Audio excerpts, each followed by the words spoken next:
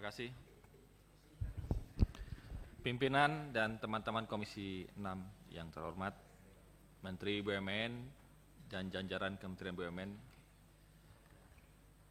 Pertama, mengenai pangan, pupuk, bulog, di food, bahkan urusan mudik hingga harga-harga sembako menjelang Idul Fitri sudah dibahas. Fraud, taspen, dan jiwasraya pun sudah juga disinggung. Pesannya tolong diberesi, Pak. Pak Menteri, yang kedua, tidak ada salah dengan cara berbisnis melalui state-owned enterprises.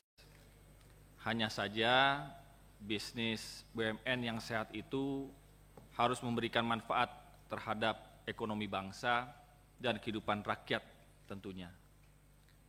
Agresivitas negara melalui investasi, alokasi anggaran PMN terhadap BUMN sangat diperlukan. Sejauh itu memberi benefit secara korporasi dan ekonomi Indonesia secara keseluruhan. Saya rasa cukup masuk akal dengan kucuran dana besar, 80 triliun plus minus dalam kurun 2 tahun terakhir ini, kita telah menghasilkan dividen yang baik, plus minus 50 triliun. Apresiasi kepada Kementerian dan Pak Erik beserta jajarannya.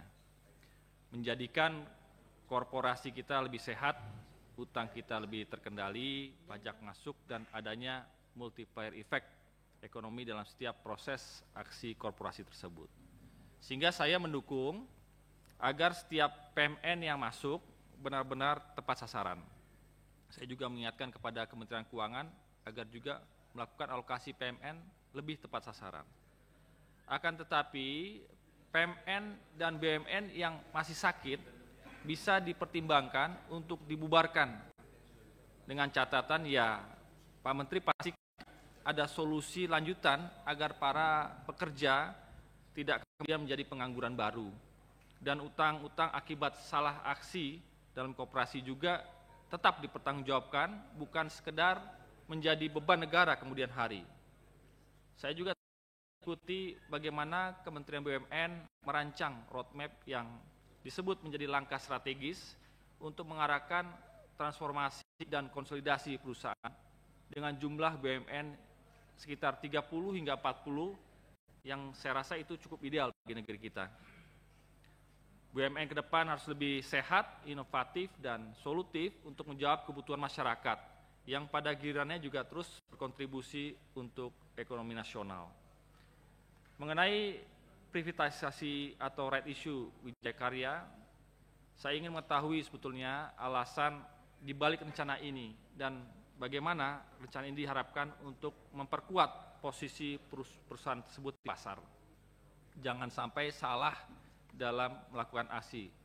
Pak Menteri, saya juga sangat setuju dengan langkah mengurangi lemak, trimming the fat yang kurang bermanfaat dan justru beresiko mengganggu kinerja BUMN.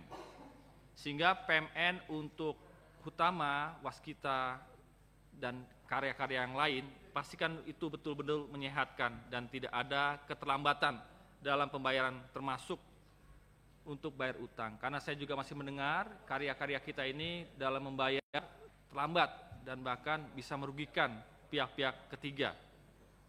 Dan pada akhirnya jika semua pengelolaan itu menjadi lebih baik dan lebih benar, kualitas dan kinerja BUMN tersebut lebih berkualitas sehingga tidak merugikan keuangan negara. Sekian dari kami. Wassalamualaikum warahmatullahi wabarakatuh. Waalaikumsalam.